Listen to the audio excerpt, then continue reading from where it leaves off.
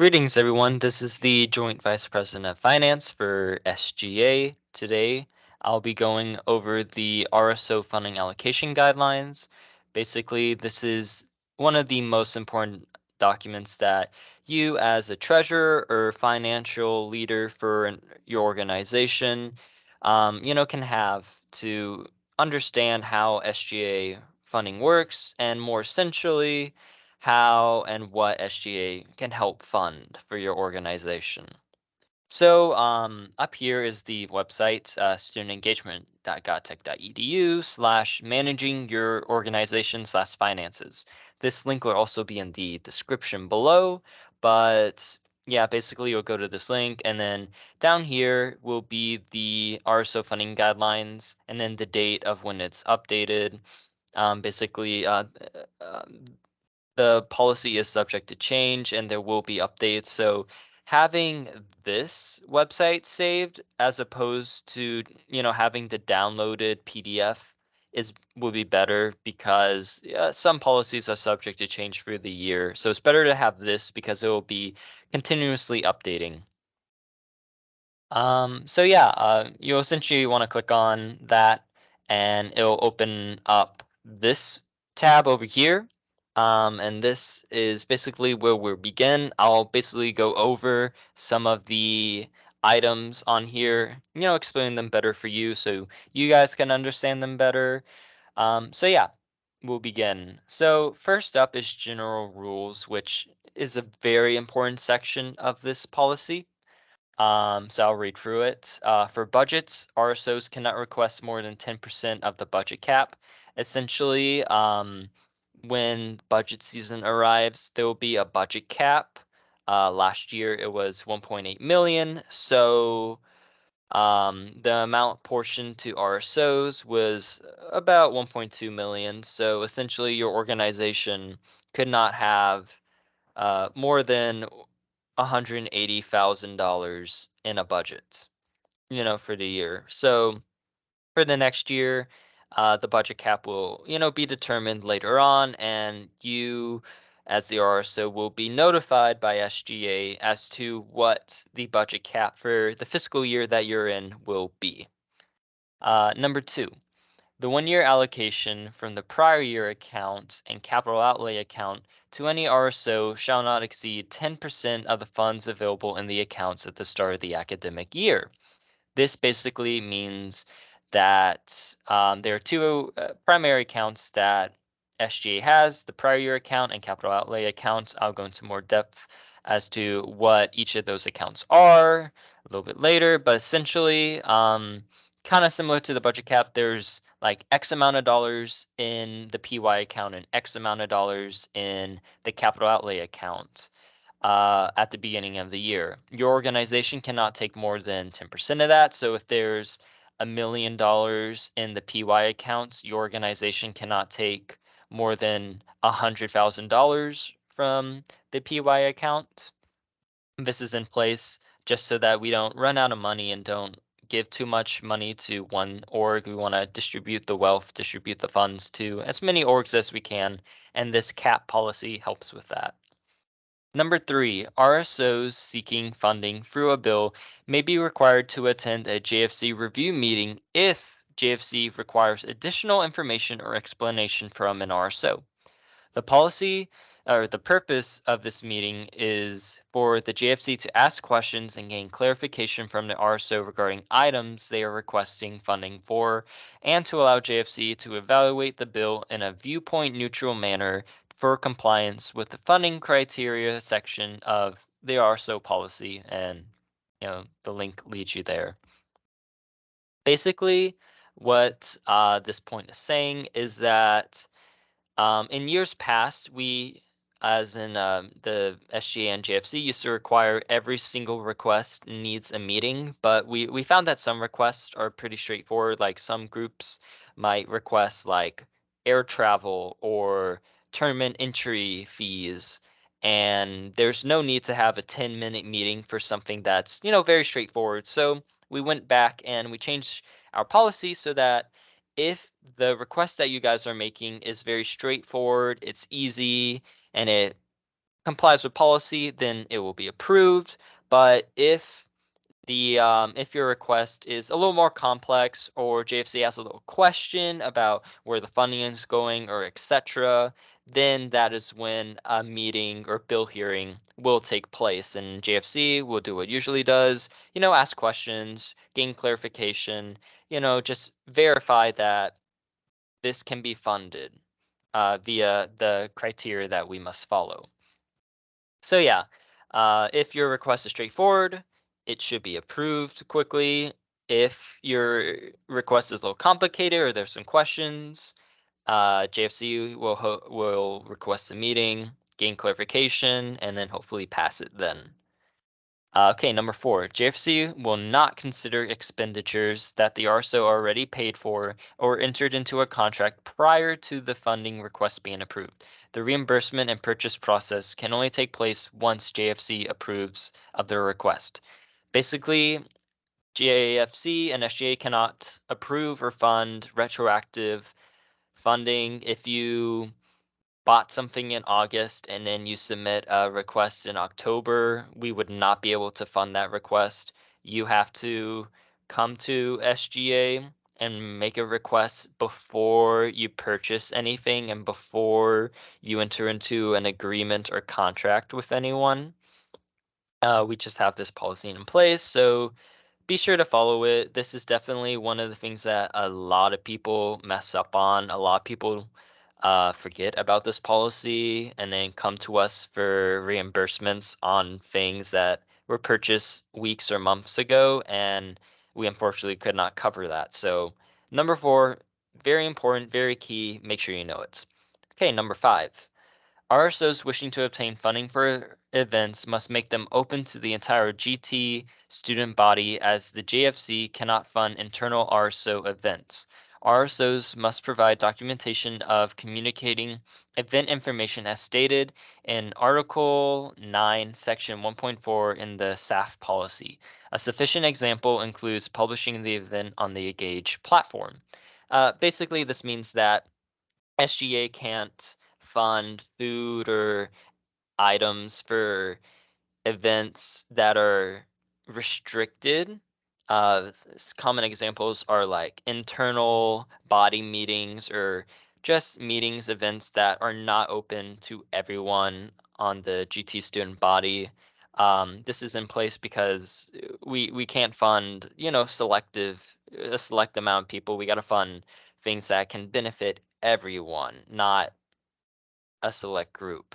So yeah, you can, go on the SAF policy here and um, it will show you basically what cannot be or will show you like how and what proper documentation is. One of the easiest things to do is just create an event on Engage. It's very easy. You guys know the Engage platform. They also have like steps on how to make an event. So yeah, just publish your event on Engage. You'll satisfy this criteria. Now, next section is prohibited allocations. This is stuff that SGA can absolutely not fund at all. You can look through all the examples, but I'll highlight a few of them. This one is a big one. Items to be given out to individuals or organizations, including awards, gifts, and giveaways, except for low-cost printed publicity items such as flyers and stickers. Low-cost publicity items shall not be funded in excess of $50 total per event. Basically, this point saying that SGA cannot fund giveaways. So if you guys want to buy t-shirts to be given away to your members or to the student body, we cannot fund those. We can only fund t-shirts that remain with the student organization in terms of like a uniform or something professional. We can't fund just like tie-dye shirts or stuff like that. So yeah, if you guys want to do giveaways such as, I don't know, prizes, awards, toys, Bluetooth speakers, etc., SGA cannot fund that, and it would be best to look elsewhere. Okay, let's see. Oh yeah, Here's another one. Alcoholic beverages or tobacco products in an event at which alcohol and tobacco will be served. This is a very big one. Uh, SGA cannot fund events or activities where alcohol or tobacco will be served. If your organization is found to have, to be serving alcohol and tobacco at an event funded by SGA, your organization would be subjected to suspension. Let's see. Travel and lodging expenses for a non-student. Basically, SGA funding can only go towards GT students. It can't really fund non-students. It can't fund coaches or people who are not GT students. So keep that in mind. Number one, costs associated with freight shipping, delivery, or processing of any items. This is basically like taxes and fees. We cannot fund that. Costs associated with retreats. This ties back to the earlier thing with internal meetings. Basically, anything you do should be and has to be open to the entire Georgia Tech student body. And yeah, there's some other ones that you guys can look at on your own time. This section right here is prohibited allocations for just the annual budget. Basically, these items cannot be requested for on an annual budget, but they can be requested in a bill. Next is maximum allocations. Basically, it's a breakdown of how much you can request for a certain type of item. We have decorations. The first theater, yeah, first theater needs at least 300 people to be funded. Liability travel. Be sure to follow this calculation formula when requesting travel via vehicle.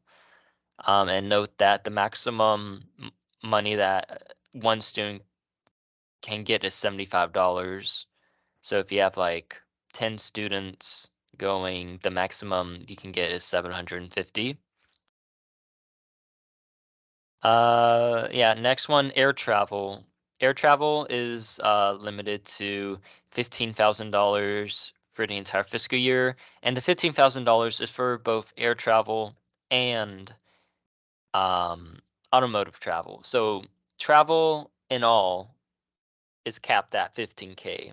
So you can use automotive travel, air travel, but combined, the amount you spend for those cannot be more than 15K, and only one type of travel shall be funded per person per event. This basically means that if you guys are going to nationals, we could either pay for driving there or flying there. We can't pay for driving and then flying or flying and then driving. We can only pay for one instance. And then no more than 10 instances of travel per organization may be funded in a fiscal year. Basically means that you guys can travel 10 times.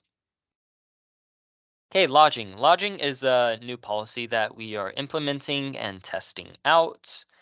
I'll read it all. Lodging expenses will be covered at a rate of $40 per lodger and will be capped at $4,000 per RSO for a fiscal year. RSOs requesting funding for lodging will need to specify the reasoning behind their request and submit an attendance report to verify the number of lodgers. And then 5.2, this one is also important to know. If the number of lodgers in attendance is less than the original requested number, SGA will honor the $40 per lodger policy and reserves the right to reduce the original request. Going back to 5.1, if you guys want to, again, let's say go to nationals and you want to stay the night at the hotel, SGA will fund you guys at a rate of $40 per lodger. If you guys send 10 people, then at most we could fund $400 for um for that lodging to nationals, and then $4,000 total for the entire fiscal year. When you guys do want to request lodging, we do need to know we do need you guys to specify the reasoning. Be like, this is for nationals. We want to stay at this hotel for these dates, and just provide information like why you guys need the lodging and what you guys or where you guys are going. Also, you guys will need to submit an attendance report. basically saying like of the 10 people going, these are like their names and that stuff. We just need that to verify who's going and keep track of that. And that falls into 5.2. If you guys originally request 10 people to go, but then only 8 can go because 2 of them have other commitments, then instead of the $400, we can only fund 8 times 40 equals $320. So yes, we will reserve the right to lower the request if the attendance amount also lowers. Um, if the attendance amount increases, we unfortunately cannot increase it. You would have to submit another bill for that. When a bill is submitted and approved, the amount is basically the cap. So if you submit the request and it's approved for $400, that is the cap for that amount. So if you want to send someone else and send one more person and it's $440, you only get 400, and if you want the other 40, you would have to submit a request or submit another funding request. Um, Annual budget restrictions. These are basically limits to how much you could be funding in the annual budget. Uh, Big one to note is no more than 2 away events at a maximum of $1,000 each, excluding travel. Travel costs, excluding lodging, shall only be funded for up to 2 away events. Um, yeah, basically saying that you can only get two types of the stuff, two types of uh, travel, two types of lodging, two types of registration in the budget. You could obviously get more than that in the bill. Next, we'll go into capital expenditures. Um, yeah, for durable goods and installation of these durable goods, GRC may fund at most the greater of $200 or 2/3 of the total cost of each item that is part of a capital expenditure. Then we have one for raw materials and then for clothing. Clothing typically is funded as a uniform.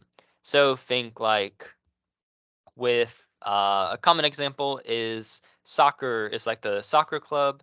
They come and request training pennies because training pennies are part of the uniform, part of the team, and they have to use it. Another example is ice hockey club. They have, the uniform, the gear that they have to wear, and that gear, per policy, has to stay with the organization year in and year out. Kind of going off of that, RSOs must ensure the safe storage of items purchased through capital expenditures. Personal protective equipment is not to be considered a capital expenditure. Over here, we have non-capital expenditures. These typically fall within the PY account. Capital expenditures fall within the CO account. But yeah, it highlights some of the stuff. One of the new policy changes we had was increasing the cap to registration from 1,000 per event to 1,500 per event. So basically, you can fund 15 people at the $100 per person cap to reach the total cap for the registration program. And then we have speaker fees and honoraria. This is when you want to invite someone to, speak at campus, invite an artist, etc. $500 for less than 100 students, $2,500 for less than 500, $5,000 for less than 950, and then $10,000 if there's more than 950 in expected attendance. And then off-campus venue rental shall be funded at a cap of $10 per expected, or $10 times the number of expected attendees that are Georgia Tech students. Then we have some stuff on publicity, and then we have food. Food not intended for human consumption shall not exceed $50 per event. This is basically food that you weren't planning on consuming or eating. That's kept at 50 per event. Then 5.2, this is the new food and drinks policy that we also just implemented. I'll go ahead and read it. Food and drink expenses of less than the limit set in the catering provider's policy, which for this year is $600, regardless of the number of attendees, shall be funded at 100% of the total food and drink cost. Basically, this means you guys are requesting $400 for pizza and drinks for an event. It will be funded 100%. Hey, 2. Food and drink expenses totaling equal to or more than the catering limit in the catering provider's policy and expected attendance of 100 people or more shall be funded at the lower of $10 per attendee or 80% of the total food expense. Basically, this means if, let's say, you guys are requesting $1,000 for food and there is 101 people attending it, then you will be funded at the lower of $10 per attendee or 80% of the cost. Since I said in the example the cost was $1,000, the lower is 80% or 800 versus 10 times 101, which is $10,001 or $10,010, I think. So yeah, the $1,000 request will be funded at 80%. Again, the old policy, food was just funded at 2/3, so you do get more. You do get more funding with this policy.